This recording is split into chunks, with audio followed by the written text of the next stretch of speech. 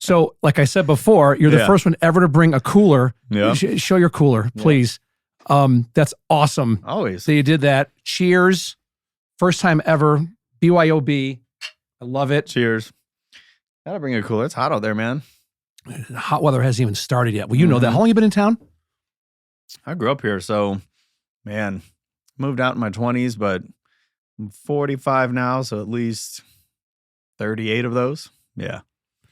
Yeah, at least. What is the coolest thing you've seen since you've been here in Vegas? Coolest thing I've seen in Vegas? I mean, back when, like when the Mirage opened, right? And that was like the first time any of us, like family, were like, let's go to the Strip. We got to see this thing. Like, I don't know. It was probably the coolest thing when I was little, you know? When Steve Wynn said, let's make the Strip family friendly. Yeah. Wet and Wild isn't enough. Let's put a volcano. Yeah. Let's throw a volcano up on the Strip. And everyone was like, what? And everybody was suited up. You walked in and everybody had suits, dresses, like, it's like you're going to a cocktail party. We were like, what is this? Is this a casino? And after a few days, it was done. Well, yeah, then everyone's wearing, wife beaters and cut off jean shorts. Right. Basically. But it's like, that's a lot of people say, and I mean, I've been here for 10 years, but you talk to folks that are, born and raised, been here forever. Yeah. When the mob ran Vegas is actually better than it is now. Oh, yeah. 100%. Everyone was dressed up. Yeah. There was rules. There was respect that was given. There was respect that was earned. Yeah. And if you didn't do what you're supposed to do, then you show up in a 55-gallon drum in Lake Mead.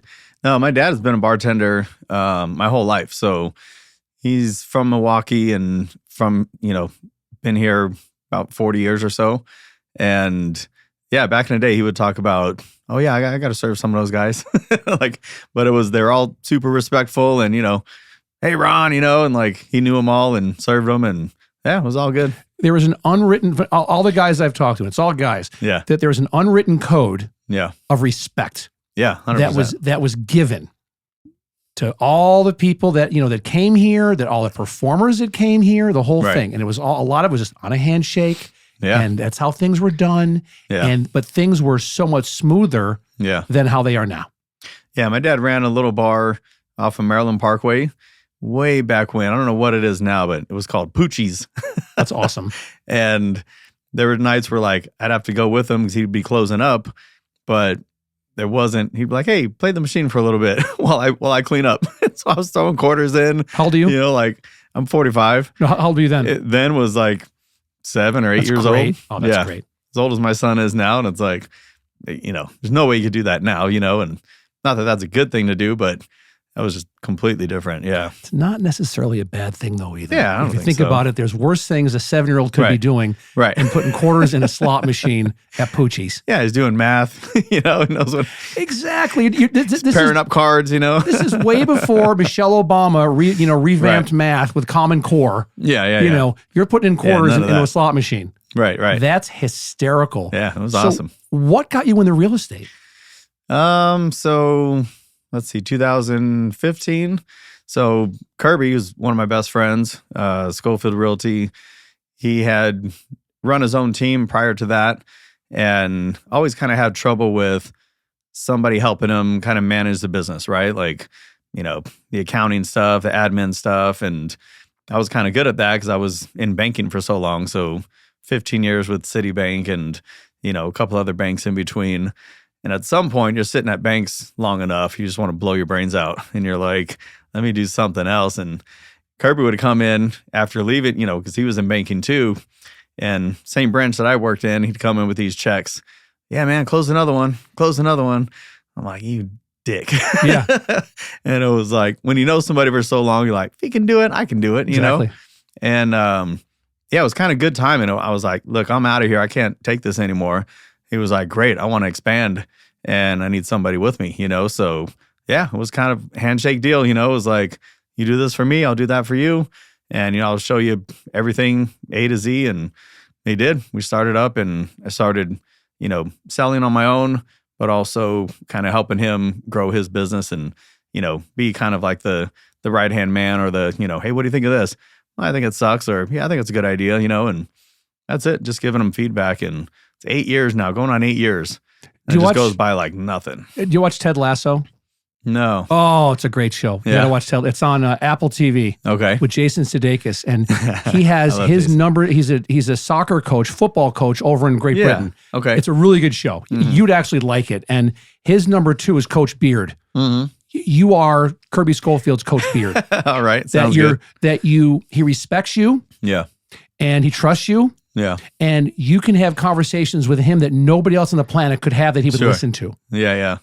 Yeah. No, I'll have to watch it. Check it out. Oh, yeah, dude, for it's a sure. great show. I mean, Yeah. you guys, in a good way, you guys remind me of not the remake, the original Road Warrior Okay. with Mel Gibson Yeah. as Mad Max, and there was Humongous, was this guy who was like shredded, Yeah. had like a hockey mask on. That is Scofield Realty to me. Gotcha. Because in this vast wasteland of just not professional, Yeah.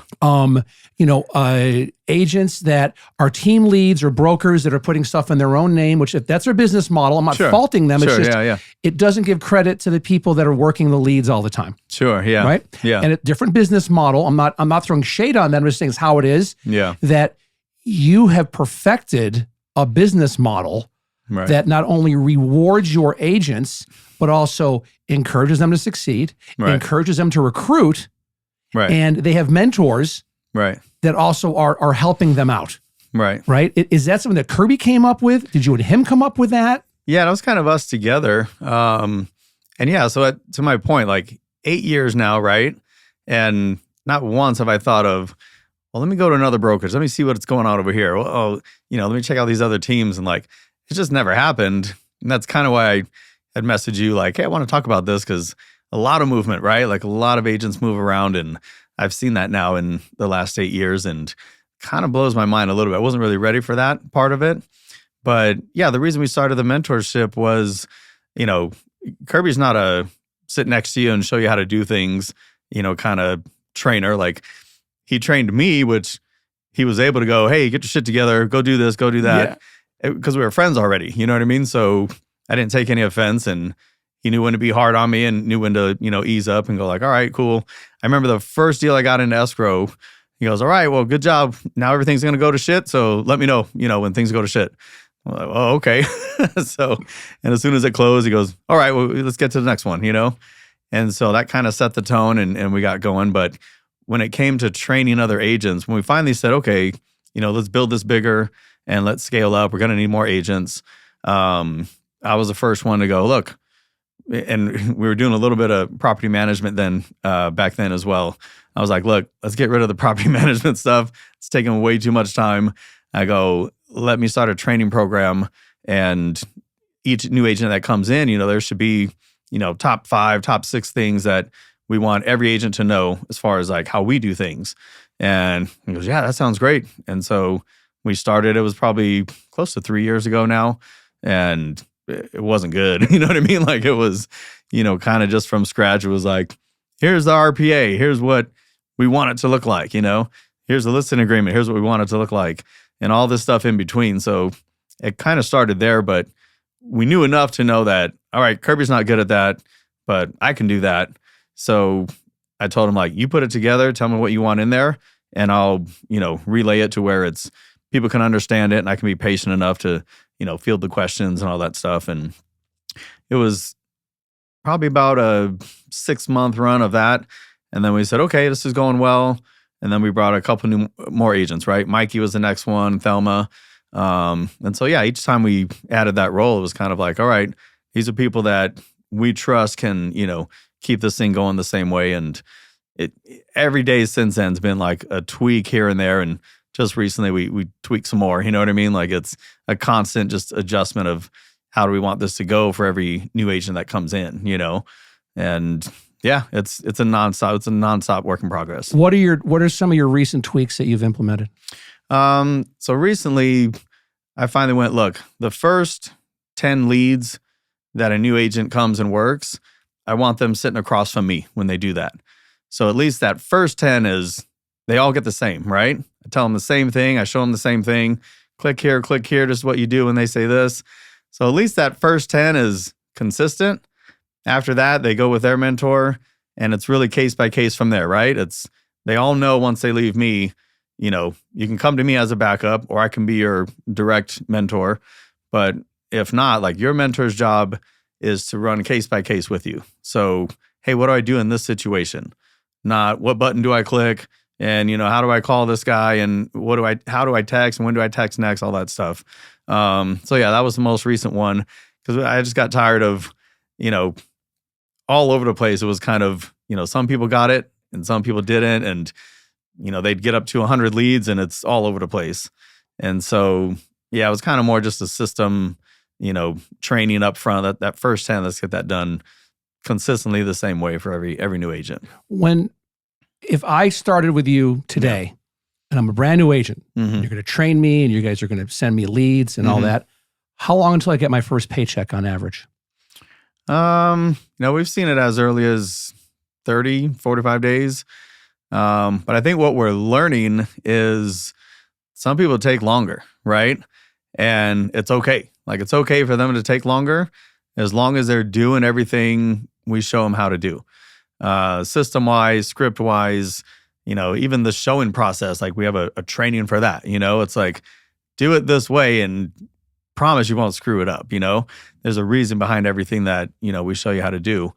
But yeah, we've got an agent who probably took him about 3 months and then all of a sudden it's like he got his first one and I think he's got about 6 in escrow now. And Dustin. Yeah. Who's a killer. Yeah. Dustin's a killer.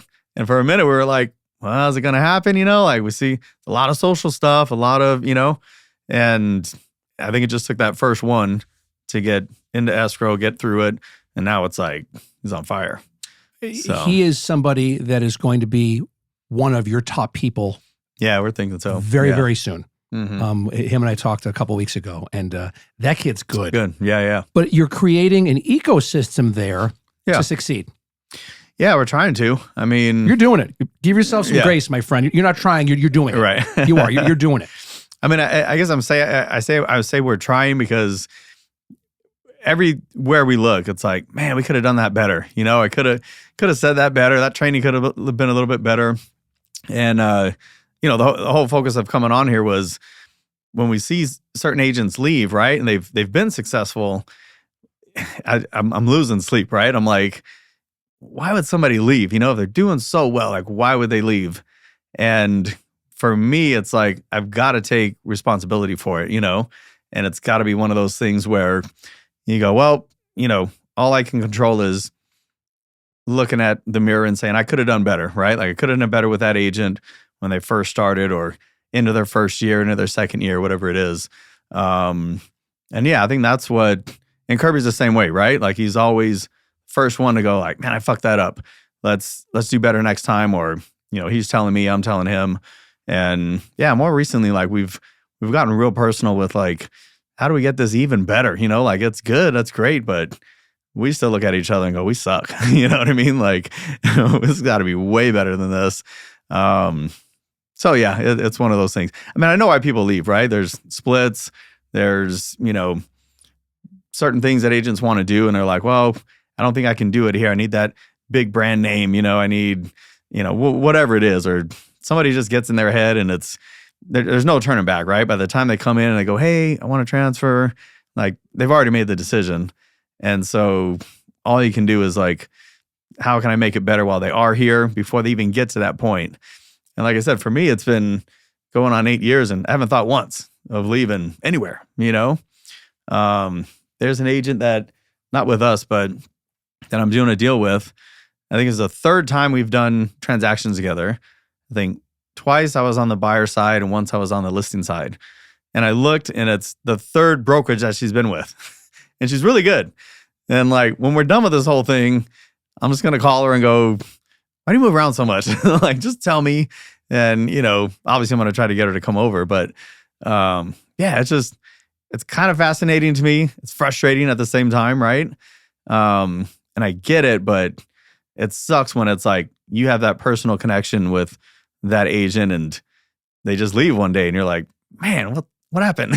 You know what I mean? So yeah, it's not often I lose sleep over something, but lately it's been eating at me. When people do, and it happens, yeah, you know, because salespeople in general, especially realtors, have ADD or ADHD. Yeah. And so they're going to think that the grass is greener somewhere else. Yeah. Maybe it is, maybe it's not, but that's their own path to take. Yeah. Do you do exit interviews at all to say, hey, sorry you're leaving. What could we have done better? Right. Yeah, we do and we don't. You know what I mean? Like I think it's such an environment that it's so open, right? Like our agents know they can come to me whenever they want. They can go to Kirby whenever they want. They have a mentor. Like things get really close and personal pretty quickly, right? And for some reason, it's like we've never really put a formal like exit interview in place. We've talked about it, and it's kind of like, all right, well, at the same time, if they don't want to be here, I don't want you here. You know what I mean? I think if someone doesn't want to be there, like you said before, when they come in to tell you they're leaving, their mind's made up. That dog won't hunt. However, it might be something that if you keep hearing the same thing, or a second cousin of that same thing all the time, it might be like, oh, you know what? Maybe we should tweak this. Yeah. Just for retention. But I think that, and anyone who is successful, I'm guilty of it as well. Yeah. The mirror is your biggest critic. Yeah. And you lose sleep. I do over stuff that I'm like, oh shit. And you're like, God damn it, I should have done this differently. Yeah. Right. And it's how we evolve as human beings to succeed in any genre that we pick as our career. Yeah. If you sit back and go, oh, well, I'm fine now. I made, $300,000 last year and all is well. No. Right. It didn't make $310,000. God damn it. And you just keep pushing yourself to do better and evolve. Yeah. We live now in a culture where people are so nervous to not criticize, but to just say, hey, how can I have done better? Yeah. As a member of this company or as a person. Right. What could I have done to do better? You will not offend me. Yeah. I have kids. It's okay. Yeah. Tell me in idiosyncratic detail what I could have done to be a better human being to you. Yeah. To create a better environment for you to stay. Right. And they might say, you know what, Aaron, there's nothing you could have done. Love you. Yeah. Just needed to spread my wings somewhere else. Yeah. Okay. But food for thought, because it's a way when you show that you're vulnerable, you gain people's respect. Sure. You just do. Yeah. Kirby is one of the most, I said it when he was here, we sit in that chair. I said, you're one of the most driven people I've ever met in my life. Yeah, definitely. He has an intensity about him that's just, you would tell him to run through a wall, he's going to do it. Right. He's just going to do it. Yeah. And he'll do it faster and better than anybody else can run through that freaking wall. Right. Oh, yeah. That is why he's so successful. Yeah. I knew of him, but then we started working together and doing stuff. I'm like, oh my God. Yeah. the culture that he's created, but the people he's brought in, whenever there's a problem with a company, I tell all my clients, look up. Yeah. Whenever you've got a problem, look up. And with you, it's you're up, you're it next to Kirby, and you've created something that's amazing. Yeah. You just have. And it comes down to what can you learn every day to make tomorrow better? Right.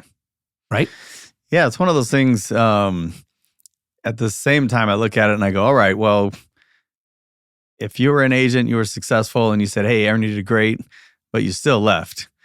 Well, now I'm fired up, right? Because now I'm like, all right, my goal is to get the next new agent that walks in to blow your numbers out of the water and go, all right, well, that person got an even better version of me. Yeah. And, here's the result. And, not so we can get those agents back. And I mean, if they're gone, they're gone. It's, it is what it is. But I use that to like motivate me to go, all right, that's cool. Well, here's what we're going to do. Right. I love that. And I've seen that in myself probably in the last couple of weeks.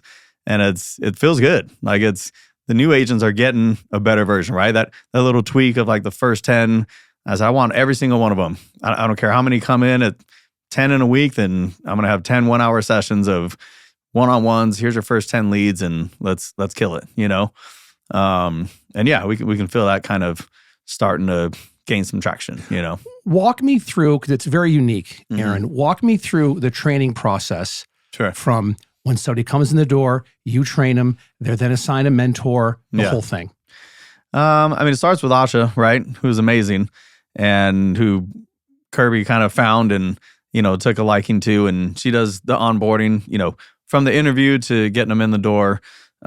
She's awesome. I mean, by the time they're there, it's like why are you here? Well, Asha, sold me on this place and I love her. We're like, awesome.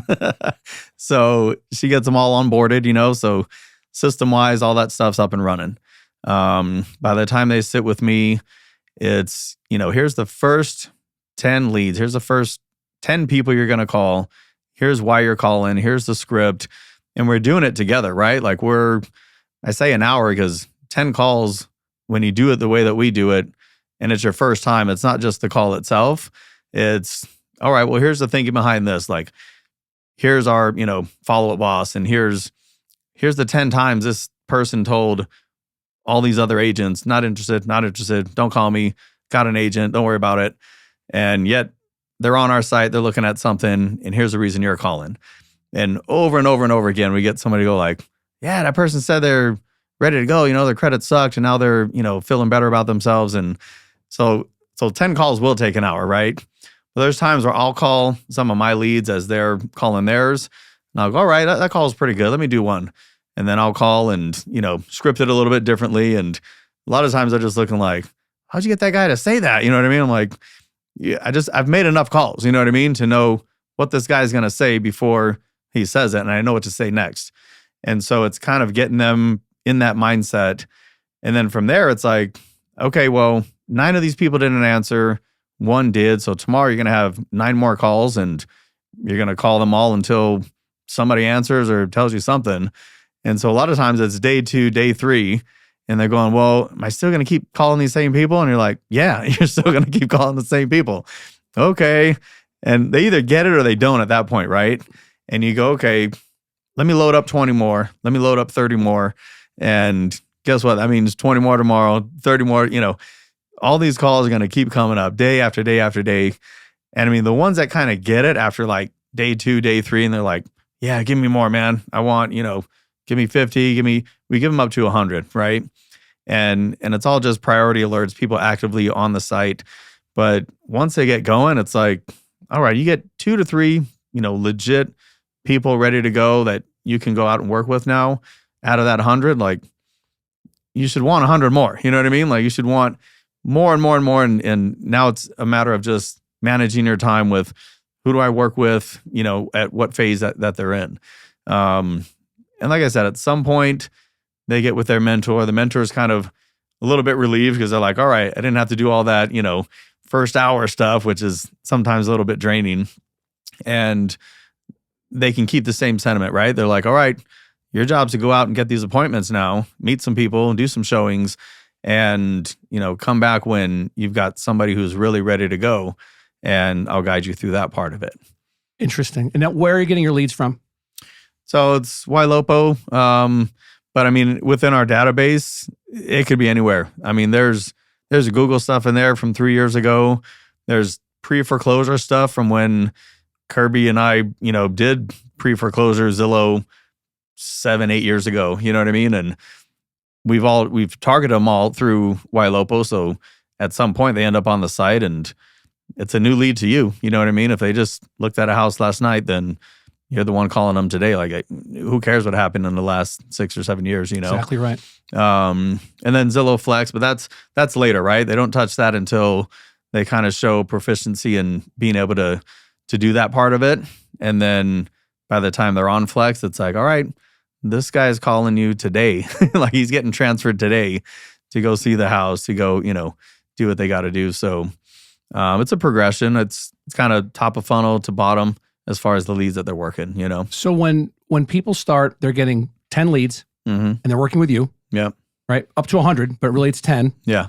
And until, they're comfortable. Right. And they're calling these people every day, until some point of contact is made. Yep. Right. Yeah. When are they passed off to a mentor? How many mentors do you guys have now? So we're at 5 now. And it's kind of my call at that point, right? Like, some people kind of disappear, right? And we're like, well, what happened to so-and-so? I don't know. Like, they got the first 10 and then we gave them 20 more. Haven't seen them since, and that's on them. You know what I'm saying? It's like, if you're not here showing up going, hey, I want more leads, when we told you you can get up to 100, then there's something wrong there, right? Or you didn't tell us something from the beginning when we said, do you have a job? Do you have a night job? Do you have a part-time job? Do you know, and you said no. So we find out pretty quickly, right? And then there's others that, so like Joey, who you know, second day was like, all right, I need more. Next day, I need more. Next day, I need more. And every single thing we said to do was like, all right, well, I'm not waiting. What's the next step? Next step, next step. And just took off, right? Like, has done really, really well. She's coming up on a year. In June, she's going to be with us. And yeah, so we can tell right away with that, you know, initial drive, like, does this person have it in them? And I mean, that first 10 that I go over, it's a little bit of conversation too, right? It's like, hey, what'd you do before this? Okay, why'd you get into real estate? And in between calls, it's like, we figure out why they're there. You know what I mean? So at some point, whether they know it or not, we're kind of getting a gauge of like, what's this person all about? You know what I mean? And so whoever their mentor ends up being, it's usually a side conversation, you know, like, hey, this person seems pretty motivated, you know, like, here's what they did before, here's why they're here now. You know, so they get a chance to kind of go over that stuff with Asha once, me next, and then their mentor. And so they've got to feel pretty good at that point, right? Like, man, these people are invested in my success here. So I think we're heading in the right direction as far as that goes. You are. Yeah. No, I've seen it up close and personal. Yeah. And I mean, here it comes down to this. How many agents do you have right now? We're about 75. Okay. And you know, we're at the beginning of the month now. Mm-hmm. For April, how many did you put in escrow? Close to 40, somewhere around there. Yeah. That's pretty good. Yeah. Yeah, I have a lender friend who I used to work in banking with that we kind of went over those numbers recently, and he goes, what? Yeah. And he's saying like the ratio, you know, of how many agents to how many deals. I go, I know, we just need more agents. And so that's the goal now. But yeah, he's like, this guy I used to work with, he goes, I'm, you know, pretty big with a few other groups. And he goes, there's like hundreds of agents and it's 30 or 40 deals. You know what I mean? And they're doing dick. Yeah. And there's some that are just zeros, you know, but yeah, that's what we're in it for. I mean, if you're there, then we want you to be working and busy and being successful. So I have a couple of questions for you. One is, do you have performance standards? Like, do people the agents have to hit a certain benchmark of, you know, closed transactions or escrows a month? I mean, it's $100 fee unless they're producing. If they produce, then one closed transaction is a waived fee the next month. So we give them 2 months to ramp up, and then that $100 fee kicks in. But I mean, besides that, I mean, not necessarily. I mean, we've tinkered with it before, right? And it was tough. A lot of people hit it. A lot of people didn't. But at the end of the day, we said, you know what? Some agents, like a Dustin, right? He might pay 4 or 5 fees and go, all right, I got it now. And I don't think he'll ever pay another one, you know, because now now it's rolling, and, you know, there's no going back at this point. So you have to have somewhat strict guidelines on what you're doing, but at the same time, it has to be fluid. Yeah. Because you have the Dustins that are out there. Right. You know, or you have the Joeys that just get in there and it's like the fire under their ass and off they go. Right. You know, and you sit back and you've got a front row seat to the greatest show in town. Yeah. Is watching these performers do what they're supposed to do, and they love it. Okay, then you see their checks that they're getting every single month. Yeah, definitely. Right? Who is the perfect agent for you to be working at Scofield Realty? You know, it's one of those things, like, you can't be the brokerage for everyone, but you can try really, really hard. So I feel like we're always trying to cater to whoever the agent is. I mean, brand new out of school or 20 years experience, we feel like we have a spot for you, right? And it's true, because we have every agent in between that spectrum. But I mean, if you were to say who's the perfect agent, I like the new ones. You know what I mean? I like the new ones that they have no bad habits. They're like, I'm going to do exactly what you tell me to do. And each deal that I close, I'm going to go, wow, you were right. Like Joey does that all the time. She goes, man, how'd you know that? She'll tell me a scenario of, you know, a counter back and forth, this and that. I go, well, here's why they did that, because, you know, it's an investor and this and that and blah, blah, blah. And she'll call me, fuck, how'd you know that? Yeah. But because it was like that for me, right? Like I knew I had a background in banking and I could sell, but I never sold houses. I bought a few houses myself, but as a real estate agent, it was all new for me. So doing exactly what Kirby trained me to do, I was like, well, man, this stuff works, and that's it. It's just getting better at that same process over and over and over again. But now it's, in these last couple of years, it's been, I think, even more satisfying to see a new agent come on and do well and get so excited and, really get their business going than it is like closing my own deals. You know what I mean? So it's about 50-50, you know what I mean? Between, one to the other, maybe a little bit more seeing someone else succeed, Acts of service is one of your love languages. Yeah. Probably. Because you love to see, you get more gratification out of someone else's success than your own. Yeah, 100%. I love it. Right. And that's fucking cool, dude. That's like, that's the, I'm the same way. That's the end all be all. Yeah. For me is if there's an agent, I'm knock on wood, man, I'm lucky. Yeah. Like Mike Rowland's one of them. Yeah. He started from when he was a newbie, Yeah. Over with Tommy Lee at Vegas One Realty, and I was a new rep at Fatco, and we basically started together, and both of our careers just kind of the trajectory was parallel. Yeah. And it's so cool to watch him succeed, and other agents in town as well that just, I've got a front row seat to it, and it's so cool to watch that. Yeah. What is the most frustrating thing to be working for Kirby Scofield? What is it? Just between us. No one's going to know. So again, it's the reason I wanted to come say something. I don't want my name in lights, right? Like I don't care who knows me or who, it doesn't matter. But this bothered me so much. Like when you do put so much into it and the agent still leaves, right? It's like, it's the most frustrating thing ever. And you're like, if I did nothing wrong and if you were succeeding and if everything was great, then why'd you leave? Yeah. But yeah, it's one of those, that's the one thing I didn't foresee like ever being an issue, right? Not that I wasn't ignorant and thinking that like, oh, no agent's ever going to leave. Like I know that's part of it, right? It's John Cheplack. He told Kirby when we first started scaling, like, get ready for the turnover, And we're like, all right, yeah, it's, we'll see some, but I wasn't ready for it. You know what I mean? I wasn't ready for like the conversations that happened before and after, and why did this happen? Why do agents stay? Why do they leave? And it's frustrating. Ever watch The Godfather? Oh yeah. Yeah. It's business. It's not personal. Yeah.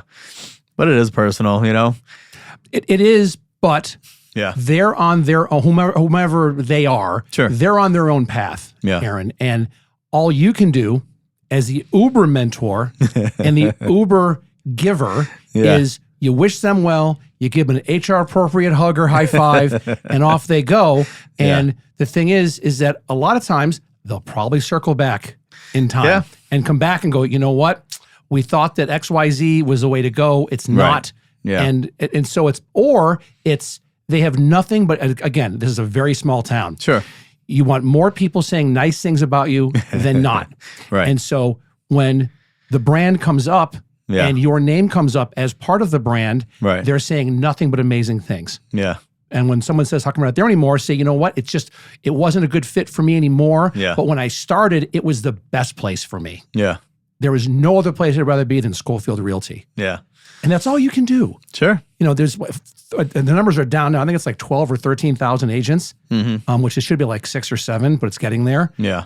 And as more people are leaving, or more people are looking for a change, you're starting to put yourself up higher now with, and the amount of money that Kirby talked about it was just tens of thousands of dollars. Right. He's investing in the brand. Right. It's not going in his pocket.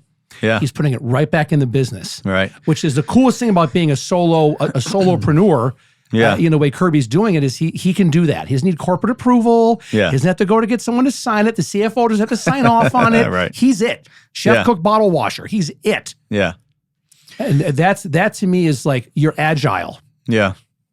Yeah, no, I love that the most. We can kind of do what we want, you know what I mean? And like I said, they're not always the best decisions, but we talk together and all right, let's do it. But you're human, and you do the best you can with what you have to work with.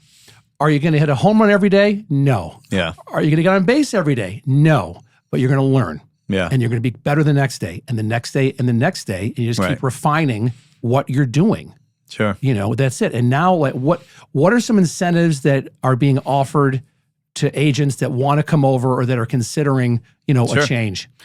Well, I mean, and this was just last Friday. I think it was Friday, where me and Kirby are on the phone and he's going over splits and, what if we did this? What if we did that? The moment he says it, I know it's already changed. I'm like, there's no change in your mind, but I tried. I'm like, no, don't touch the splits. Don't do nothing. I was like, everything's fine. Like, if an agent doesn't see the value, they don't see the value, But in the end, it was like, no, screw it. We're doing it. It was a couple more calls back and forth, and we went 70-30 to 80-20. So as of now, it's 80-20. You can be an independent agent or on the team. Your self-gen deals are going to be 80-20. And I'm just like, okay. I'm like, it's your money. It's not mine. I mean, it does. If anything, it makes me more money. You know what I mean? Like, absolutely, the way rev share works and all that. Oh, yeah. Oh, shit, it makes you more money. Well, I'm the first one to go, no, Kirby, don't spend your money, and it's all right. So, yeah, we're on that now. He's got billboards all over town, $2,500 bonus. What? Certain number of deals you got to do, but you bring in what you produced. We'll look it over and go, yeah, we'll give you $2,500. And we've rolled it out to the agents in our office as well. Do so many deals. I think it's 6 in 3 months.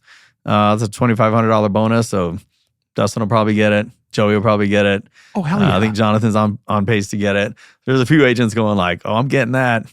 And then there's a 15 deals in 6 month goal as well. So one or the other, you can hit those.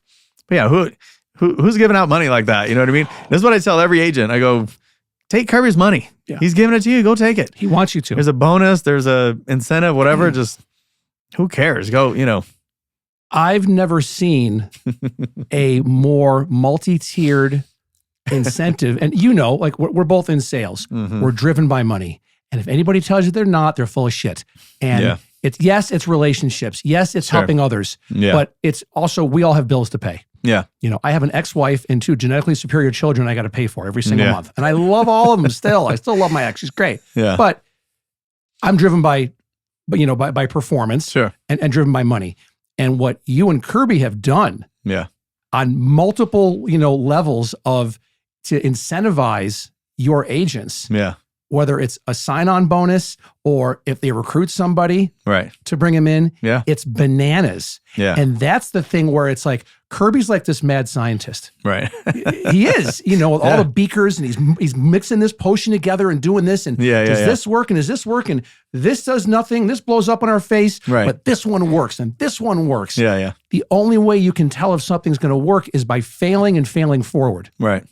And that's what you and him are both doing on a daily basis. Yeah. And to go to bed at night and go, God damn it, that didn't work. Or, God damn it, why'd that person leave? But it's, okay, what could I have done better? Right. What could we have done better as a company? Or what systems can we create to recruit and retain talent? Yeah. That's all it comes down to. And that's really, to me, kind of the brass ring of what you have at Scofield Realty. Sure. Is that you're agile enough to do it. And there's other boutique, offices in town that are much more rigid in how they operate and what they offer. Yeah. Where your door is always open, Kirby's door is always open, that it doesn't matter if you're brand new or you're a top performer. If you have an idea, run it by you. Yeah. That is the greatest way to ever evolve as a company. Yeah. It's called total quality management. It was invented back in the early 80s. And Xerox had them from upstate New York, so I know all about it. Right. Where it was a guy, W. Edwards Deming, invented that process where it doesn't matter at Xerox if you're a janitor or you're a C-suite executive, your opinion matters in terms of feedback to the evolution of the company. Yeah. As long as it's constructive. You can say we suck, but you better say why. And what's your suggestion to make it so we don't suck in that area? Sure. And that's what you guys are doing. It's pretty freaking cool. Yeah.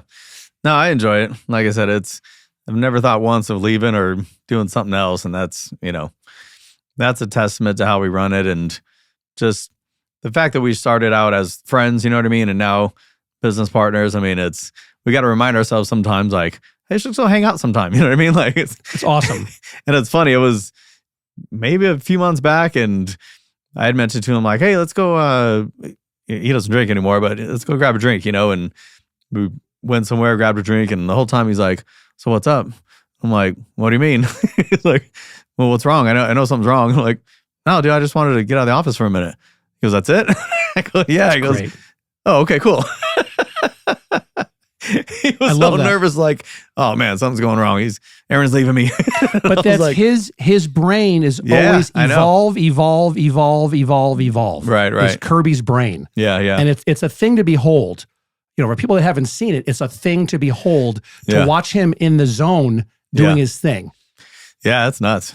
It's like I said, there's times when we talk and I'm like, all right, he's already made up his mind. He's asking me, but he's already made up his mind. That ship sailed, brother. Yeah. That ship sailed a long time ago. I can say whatever I want, but I'm like, all right, whatever. You're going to fucking do it. I have been privy to those conversations as well. I was like, okay.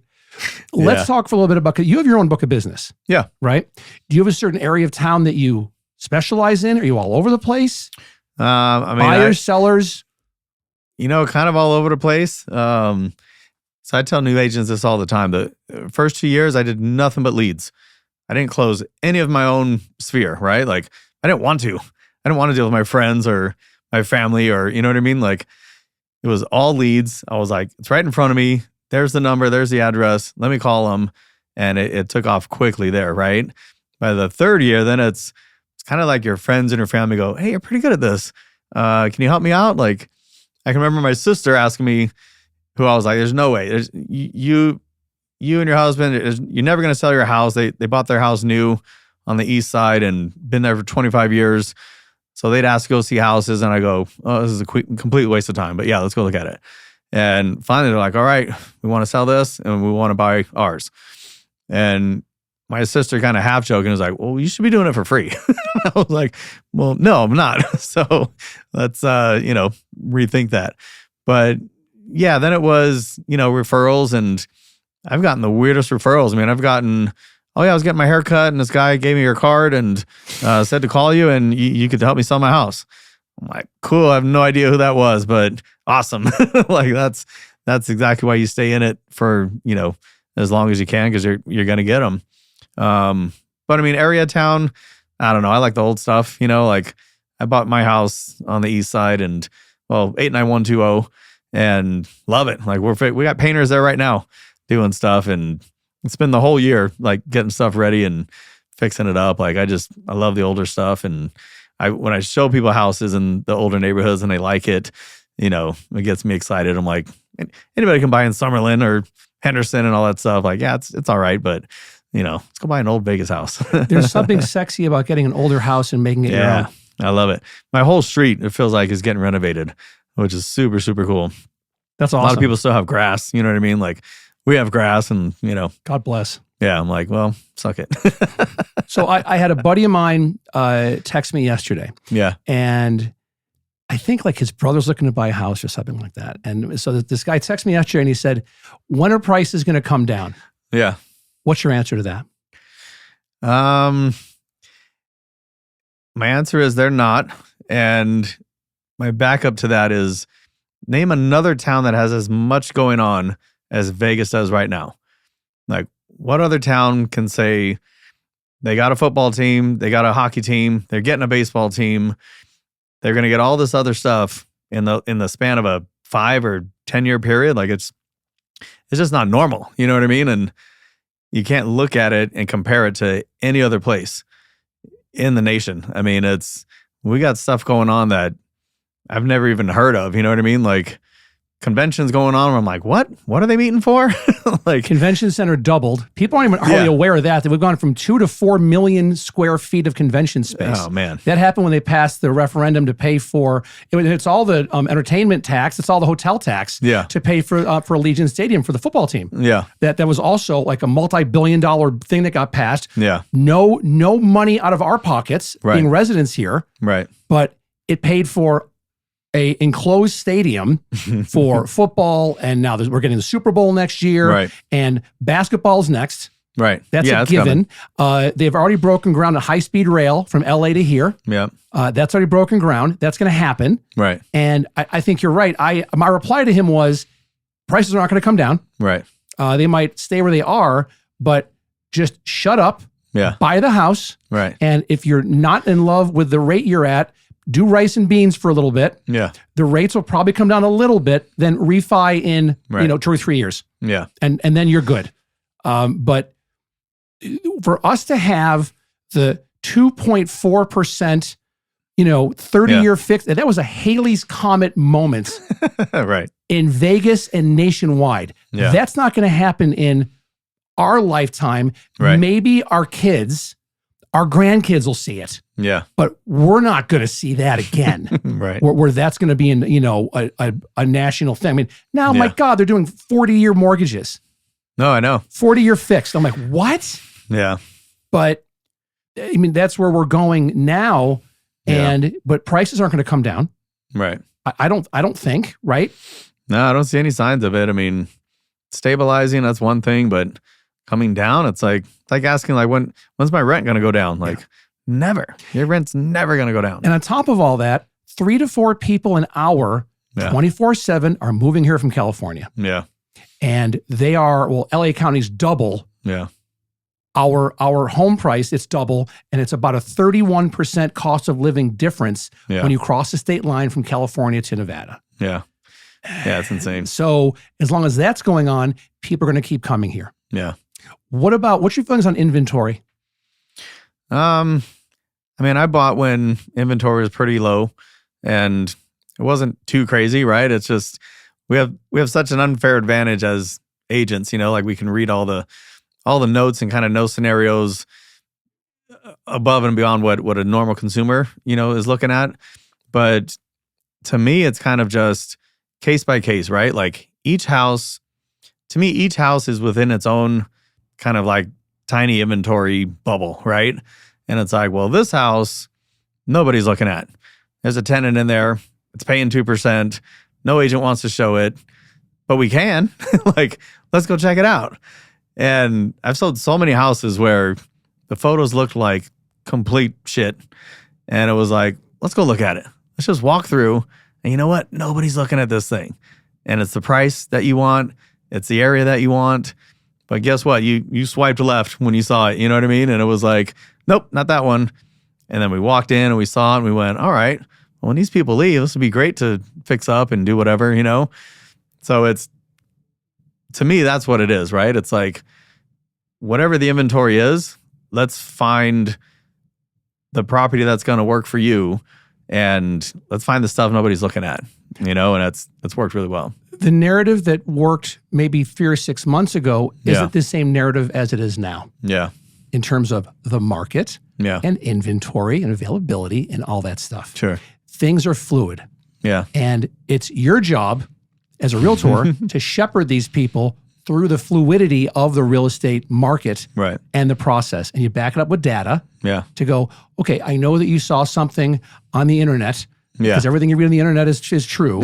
No, it's not. But to say that, some article came out of Washington, D.C. from NAR about how, what's going on with affordability right now. People don't understand, especially, I mean, I'm sure you have a bunch of people coming from California.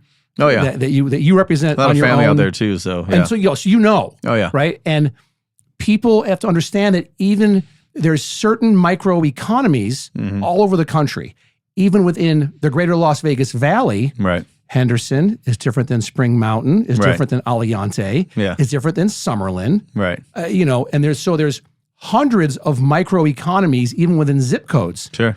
And that's where a realtor that's worth his weight or her weight.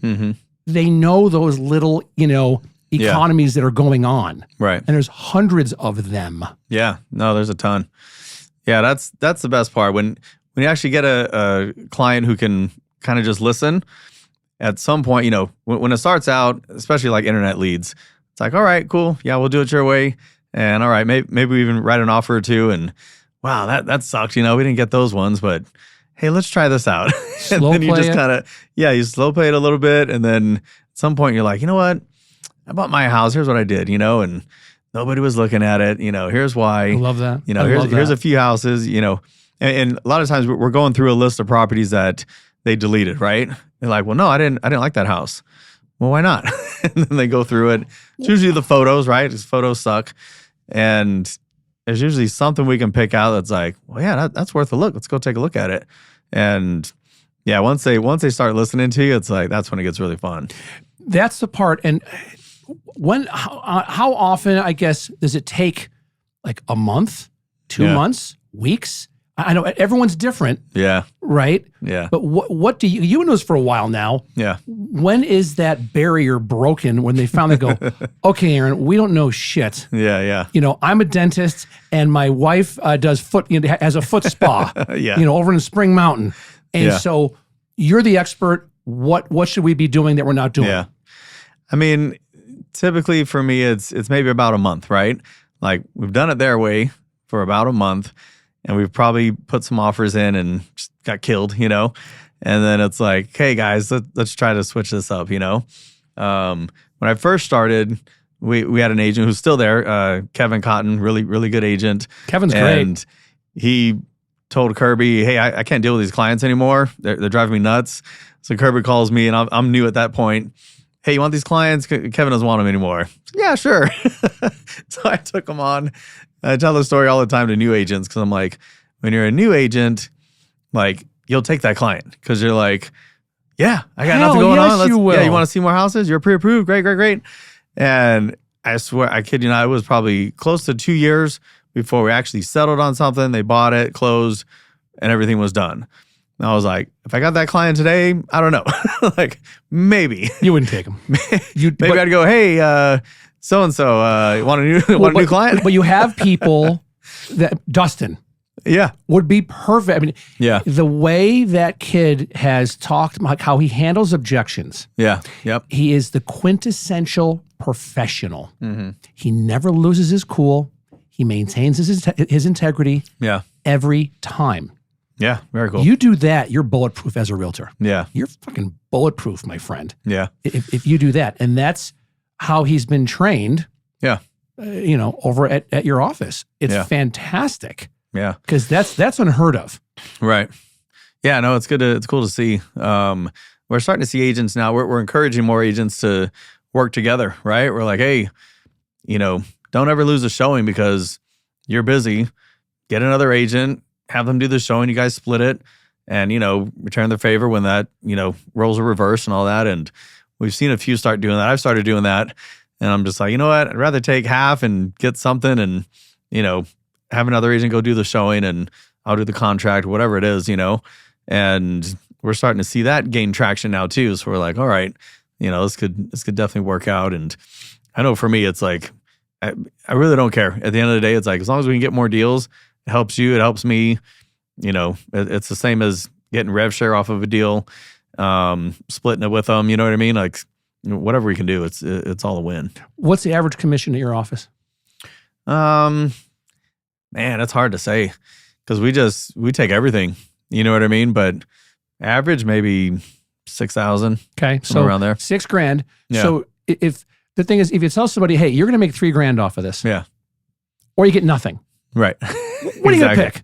Yeah, right? Exactly. What are you going to pick? You're going to take $3 goddamn grand all day long. Yeah. And times that by a factor of X of how many times you're helping somebody or you've got to go off because you're going on vacation with your wife and kids or whatever, and they're going to help you out. Yeah. You're still getting the money. Yeah. It's still rolling in, brother. Yeah, absolutely. That's the part that is, especially at your office, unbelievable. Yeah, well, super cool. Kirby and I both have examples of really small deals that we did that led to much bigger things. And so it's hard. You can't tell either one of us, oh, that's only it's an $80,000 lead. That's not worth my time. And we're like, you don't belong here. You know what I mean? It's something I learned, and I was like 6 months into being a title rep. Yeah. And I was at First American Title. Yeah. And I was using Periscope, which was a video live. It was the first live streaming platform that came out. It's owned by Twitter. Yeah. And you go and live stream something, and it would live on your Twitter page for 24 hours and gone. Yeah. And I got into Shapiro & Sure, which, and they're still the number one luxury office in town. Yeah. But I'll never forget this. I got up in front of all of them and I'm showing them everything, and Ivan's loving it. And Florence is there, rest her soul. She was there. And I said, a lot of you, you'll take any deal that, and I'm brand new. I go, you'll take any deal you get thrown in front of you except for Florence. And she stops me and she goes, I'll take any deal. I'll take any deal, Jeff. And Yeah. I never forgot that because that's how she got to where she was, is she'll never, it didn't matter if you're doing an $80,000 deal, out in off of Nellis, or it's an $8 million deal in the Ridges. You still would get her or an appendage of her, and she'd oversee everything. Still. And that's what you guys are doing now. And that's the thing, is we live in such a small town. 100%. People don't get that. Right. This is the smallest 2 million person town on the planet. Because everybody is like a certain degree of separation away from everybody else here. Right. And I mean, you've been here long enough. I've been here long enough. And my big thing I'll tell people is, through my phone, I can get you in front of almost anybody you want. For what do you need? Right. I got a guy. Being from New York, that's the best thing you could tell somebody is, what do you need? I got a guy. And that's how Vegas is so small that way. Right. And that's where I know you guys excel at that. The other thing is, what we hear a lot of, because we do get a lot of new agents that come in and we train them up, and a lot of times they're closing their first few deals with us, right? And we get this a lot. They go, oh, the agent on the other end asked me, well, how long have you been doing this? And I kind of go, okay, well, what'd you say? And, where'd the conversation go? And it's usually meant in like a negative, tone. It's like, oh, you haven't been doing this very long. You're sizing them up. I'm sure you don't know this and blah, blah, blah. And so I just kind of tell whoever that agent is, like, just stay cool. You know what I mean? Like, they were new agents at one point too. And I have a couple examples. There's Terry Parr. I don't know if you know her. One of the first deals I did was with her, and she'd done tons of deals. She'd been around forever. And she couldn't have been nicer and like more professional. She knew I was new, you know what I mean? And she came to talk with Kirby maybe last year sometime, and she didn't end up joining, but I called her and I was like, hey, do you remember me? She's like, no. I'm like, well, you were so nice, when I was new, and, you were so professional, and you knew I was new. And she kind of remembered. I said, oh, okay, well, that's cool. So, she wasn't trying. She just wanted to get the deal done. And so that was one that I remember. And I remember one with Ryan Crichton, who our deal was maybe $65,000 or something like that. And I'm this new agent, and I'm calling, 6, 7 o'clock at night. Hey, trying to work the deal and all that stuff. And I have no idea who he is. And super nice, he's like, hey, I got to put my kids down, but I'll call you right back. And we got everything figured out.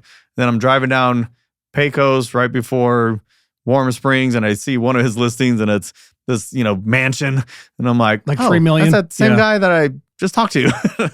So stuff like that, I remembered when I started, and I was like, man, that's super cool. Like that's the kind of agent I want to be. That's the kind of agents we want, in our brokerage, the way they handle clients and the way they deal with other agents, around town. Cause it's super small town. When you're acting at a high level of professionalism, you can't turn that off. You just can't. Right. And it doesn't matter if it's a $60,000 deal or a $6 million deal. Yeah. You still act the same way because you don't know any different. Yeah. And that's long-term, wealth building as a realtor. Yeah, I believe so. Yeah. That's just how you do it, is you never turn that off. You never know the person you're talking to. They could be brand new, but also they could have a rich uncle that, they're about to list a, multi-million-dollar home that you have a buyer for. Right. And you want to get your phone calls answered. Yeah. Not returned, answered. Right. And it's those initial, instances where you are communicating with somebody with respect, right, with transparency, and also just to help them out. Yeah. With no sense of, I'm doing this to benefit me. You're just doing it for karma, man, just to put it out there. Right. And make the transaction as harmonious as possible. Right. It's the best thing you can do. Yeah. It was rare, but I had my license for years. Rare, but happened though a few times, is that the other side, the agent was just not good. Right. And so this happened a few times in Utah and in New York, where I would say to the other agent, look, you're going to get paid half. Let me take care of everything. Right. Step aside. I'll CC you on everything. Right. I'll let you know on every phone call I make, but give me unbridled access to your client. Yeah. And some were like, fuck you. And the other ones, but the ones that said yes, got paid. Yeah. and got paid fast. Right. And we just got it done. And I don't think any less of them. I just want to do the best for my clients. Right. That's all.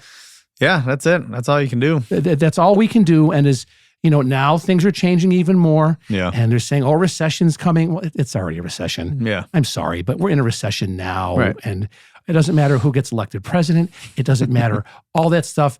We're so lucky because people are still going to be moving from here and moving to here. Yeah. And, yeah, exactly. As long as that big old state to the west is still there and Right. Gavin Newsom is governor, we all have job security. And the I-15 is operational. We're good. We're just great. Yeah. And as much of a shit show as California is, there's some people that are there, they love it, and that's their jam. Okay. Right. God bless. But there's still 3 to 4 people an hour moving to Las Vegas, Nevada from California. Yeah. So that's job security for all of us, my friend. Yeah. No, I love it. Thank you for coming in. Yeah, absolutely. Thanks for fun. We're letting me come in. Told you it went fast. Yeah, it went by like nothing. It goes by like nothing. We'll do this again. Cool. Sounds good, awesome. man. Thank you. Awesome.